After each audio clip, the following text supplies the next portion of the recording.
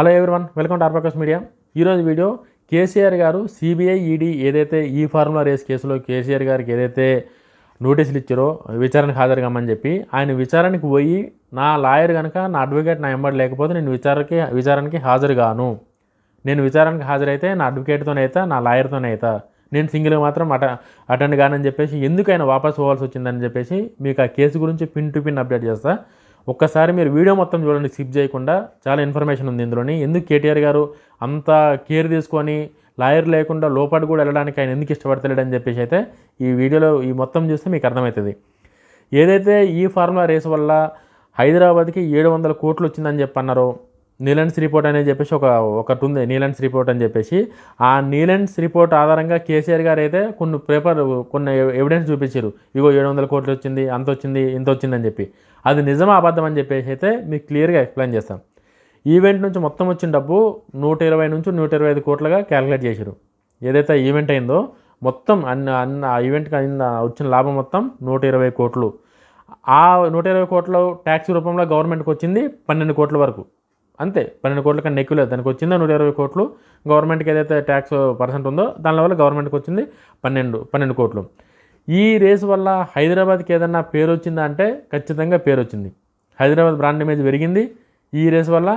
ఎక్కడ కూడా హైదరాబాద్కి ఈ రేసు వల్ల మైనస్ అయితే ఎక్కడ జరగలేదు, ప్లస్సే తప్ప ఈ రేసు వల్ల మైనస్ ఎక్కడ కూడా జరగలేదు.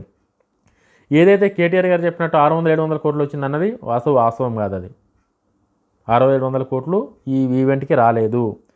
నీలెన్స్ నివేదిక మొత్తం ఆర్థిక ప్రభావాన్ని 87 బిలియన్గా చూపించారు. 700 కోట్లకు చూపించారు. ఏదైతే నీలెన్స్ రిపోర్ట్ వాళ్ళు ఉన్నారో, కేటీఆర్ ఏదైతే చూపిస్తారో వాళ్ళు 700 కోట్లు అని చెప్పేసి వాళ్ళు అప్రాక్సిమేట్లీ వేసారు. వాళ్ళు ఎంత వేసినా సరే కూడా 14 మిలియన్స్కి మించి లేదు అది. వాళ్ళు ఏదైతే 87 బిలియన్స్ అన్నారో అది 80 బిలియన్స్ కాదు, అది జస్ట్ 14 బిలియన్సే. ఆదాయ మార్గాలను ఒక్కసారి క్యాల్కులేట్ చేద్దాం. ఎక్కడి నుంచి ఇన్కమ్ వచ్చింది 700 కోట్లు అని చెప్పేసి అంటారు కదా కేటీఆర్ గారు. దానికి జస్టిఫికేషన్ లేదు. బట్ ఏదైతే 120 కోట్లు వచ్చిందన్నారో దానికి మీకు ఎగ్జాంపుల్ చెప్తాం మీకు. ఆదాయ మార్గాలను ఒకసారి పరిశీలిస్తే 30,000 టికెట్లు అమ్మకానికి పెట్టారు. ఈ రేస్ ఏదైతే ఉందో ఆ ఈవెంట్కి మొత్తానికి కలిపి 30,000 టికెట్లు పెట్టారు వాళ్ళు సేల్కి. ఈ ఫార్ములా రేస్ వాళ్ళు ఆ ఒక్క టికెట్ 1000 రూపీస్ నుంచి 10,000 వరకు ఉంది ఒక టికెట్ కాస్ట్. మనం యావరేజ్గా తీసుకున్నది కూడా 5,000 నుంచి 6,000 రూపీస్ టికెట్లు తీసుకున్నది కూడా మొత్తం టికెట్ల ద్వారా వచ్చిన ఇన్కమ్ ఓన్లీ 15 కోట్లు. టికెట్ల ద్వారా వచ్చిన ఇన్కమ్ ఎంత ఉందంటే జస్ట్ ఓన్లీ 15 crores.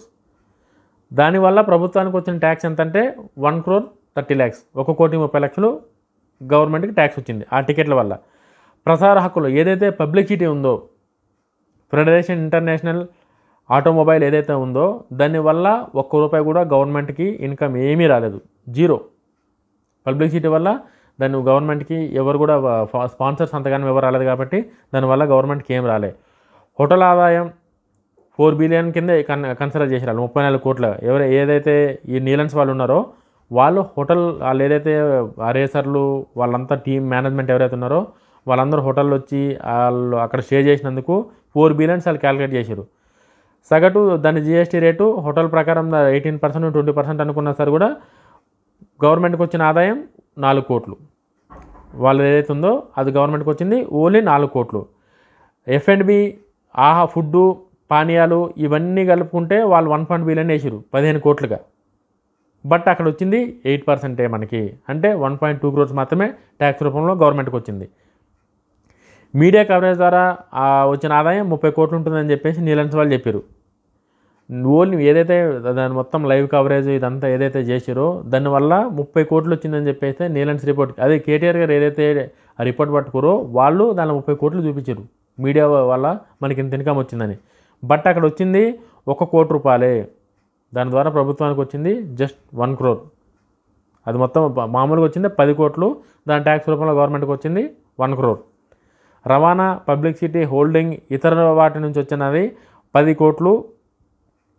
ఏదైతే ట్రాన్స్పోర్టేషను, పబ్లిసిటీ, హోల్డింగ్ ఇవైతే ఏదైనా దానివల్ల 10 crores వస్తే దానిలో గవర్నమెంట్కి ట్యాక్స్ రూపంలో 1 crore, ₹1 గవర్నమెంట్కి వచ్చింది. పైన పొందుపరిచిన వివరాలు అన్నీ కలిపి చూస్తే మొత్తం కలిపి 120 నుంచి 120 కోట్ల కన్నా ఎక్కువ పోతలేదు.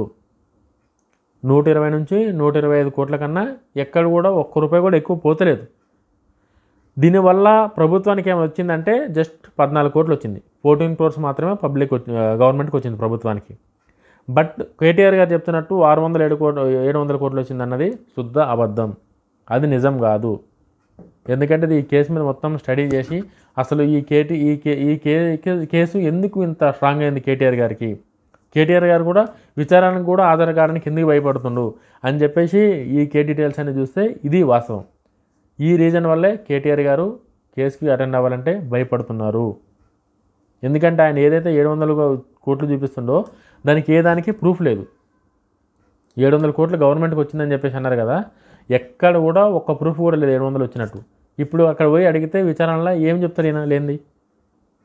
ఉంటే ఖచ్చితంగా ఇగో ఇది వచ్చింది వాళ్ళ గవర్నమెంట్లో ఉన్నప్పుడు అన్ని ట్రాన్సాక్షన్స్ అన్నీ బీఆర్ఎస్ గవర్నమెంట్ ఉన్నప్పుడు అయింది కాబట్టి వచ్చిందని చెప్పేసి వాళ్ళ ముంగట పెడితే వాళ్ళే ఇంకా ఏమన్నారు కదా, కేసు గురించి టెన్షనే లేదు కదా.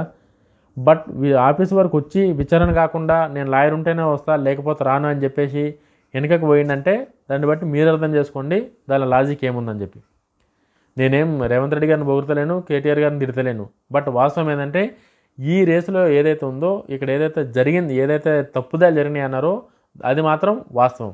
అది కేటీఆర్ గారి వల్ల జరిగిందా లేకపోతే వేరే వాళ్ళు జరగడం వల్ల కేటీఆర్ గారు ఇరుక్కున్నది అన్నది ఇంకా ముందు అది విచారణలో ఏదైతే ఉందో దానిలో తెలుస్తుంది. నేను కేటీఆర్ గారిని కూడా డైరెక్ట్గా ఏం కామెంట్ చేస్తలేను. బట్ ఈ ట్రాన్సాక్షన్స్ ఏదైతే ఉందో ఇందులో తప్పు జరిగిందన్నది మాత్రం వాస్తవం. తెలంగాణ గవర్నమెంట్ డబ్బులు, తెలంగాణ పబ్లిక్ మనీ ఈ రేస్ వల్ల వేస్ట్ అయిందని మాత్రం నేను చాలా క్లియర్గా చెప్పగలను. ఈ కేసు మొత్తం స్టడీ చేస్తే నాకు అర్థమైంది ఏంటంటే అప్రూవల్ లేకుండా ప్రాసెస్ ప్రకారం ఏ ట్రాన్సాక్షన్ జరగలేదు. ప్లస్ 700 కోట్లు ఏదైతే ఆదాయం వచ్చి తెలంగాణ గవర్నమెంట్కి వచ్చిందన్నారో అది కూడా జరగలేదు. మొత్తం వచ్చింది 120 నుంచి 125 కోట్లే. అందులో గవర్నమెంట్ ట్యాక్స్ రూపంలో వచ్చింది 12 నుంచి 14 కోట్లు. సో ఇక్కడ 700 కోట్లు అనేది అసలు చాలా పెద్ద మాట. 700 కోట్లు అనేది అది రాదు కూడా. ఎందుకంటే 30,000 టికెట్లు, ఒక టికెట్ 10,000 వేసుకున్న సరే కూడా నీకు అంటే 3 కోట్ల కింద వస్తుంది నీకు 30,000 అంటే. 30,000 టికెట్లు అంటే ఎంత అంతే వస్తుంది నీకు 3 కోట్లు లేకపోతే 30 కోట్లు వేసుకోపోని 30 కోట్లు వేసుకో, టికెట్ల పైసలు 30 కోట్లు వేసుకో. అయినా సరే కూడా 700 కోట్లు కాదు కదా అది. 700 కోట్లు అంటే దానికి లెక్క చూపించాలంటేనే చాలా పెద్ద క్యాలిక్యులేటర్ కావాలి, దానికి క్యాలిక్యులేషన్స్ కావాలి ఏ రూపంలో వచ్చింది 700 కోట్లు అని చెప్పి. సో పబ్లిక్ ఏది చెప్పినా నమ్ముతారని చెప్పేసి ఒకవేళ తప్పు జరిగితే కేటీఆర్ గారు అది ఎక్కడ జరిగిందో ఎట్లా జరిగిందో ఏ అధికారి వల్ల జరిగిందో ఆ అధికారిని ఉన్నట్టు వాస్తవం చెప్పి అధికారికి శిక్ష పడితే ఓకే తప్ప ఇట్లా ఏం రాని దాన్ని పట్టుకొని 700 కోట్లు వచ్చింది, 800 కోట్లు వచ్చింది, 600 కోట్లు వచ్చిందని చెప్పేసి పబ్లిక్ని మోసం చేయడం కరెక్ట్ కాదు. మీరు చెప్పండి, నేను ఏదైతే ఈ కేసు డీటెయిల్స్ మొత్తం మీకు ఇప్పటిదాకా ఎక్స్ప్లెయిన్ చేసినో అందులోనే మీకు జెన్యూన్ ఉందా లేదని చెప్పేసి మీరే కామెంట్ రూపంలో చెప్పండి. వీడియో కనుక నచ్చితే లైక్ చేయండి, షేర్ చేయండి, ఛానల్ సపోర్ట్ చేయండి. ఇంకా మంచి కంటెంట్ ఉన్న వీడియోలు, మంచి పొలిటికల్ అప్డేట్స్ అయితే నా ఛానల్ ద్వారా అప్డేట్ చేస్తా. Thank you for support. జై హింద్.